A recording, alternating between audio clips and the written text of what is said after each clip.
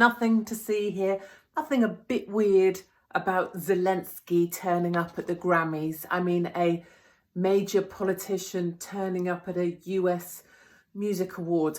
That's normal, isn't it? That sort of thing would happen. And I know he hasn't got time to be doing anything right now because he's obviously fighting a war, but just grateful he did have the time to pre-record an entire scripted speech written by someone specifically for him and tailored to a music awards, talking about swooping rockets, not shooting stars, a direct sort of analogy there for the famous "children have been injured, we'll never see them drawing," which is a particularly emotive phrase that brings out a special kind of memory for people when you think of children's drawings.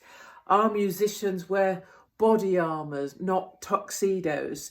Again, trying to use the audience and put them in the place of the soldiers who are fighting on the streets. And it brings horrible silence with bombs. The dead silence. Fill the silence with your music. Use it to tell our story. Get on your social media networks and tell our story.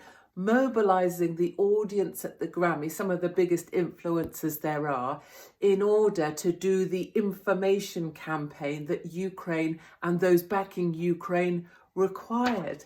I mean, you have to wonder. I'm glad Zelensky managed to find the time to pop on his green tea. Otherwise, we wouldn't have known who he was because he'd have been in the wrong costume. He is an actor, but this isn't the sort of actors award. This is the Grammys, unless he was getting, I don't know, best lead male role in some kind of opera about a war. This is a lot of propaganda. And whether you want Russian propaganda or Ukrainian propaganda or American propaganda, propaganda is exactly what this is. And my bigger question that I will keep on asking, even though the lazy few will say, how cruel of you not to care about the war. Of course, no one wants anyone to be hurt or injured. But the big question is, how does Zelensky have access to the UK Parliament, to the US Parliament, to the Australian Parliament, to speak at the EU?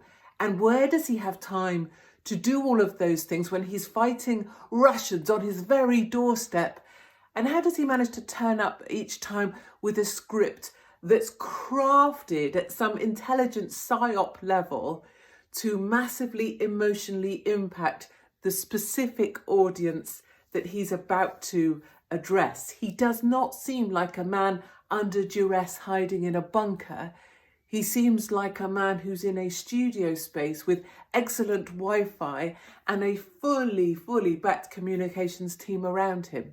Just some observations from me, but perhaps the main curious question is, why would a political leader fighting a war turn up at the Grammys?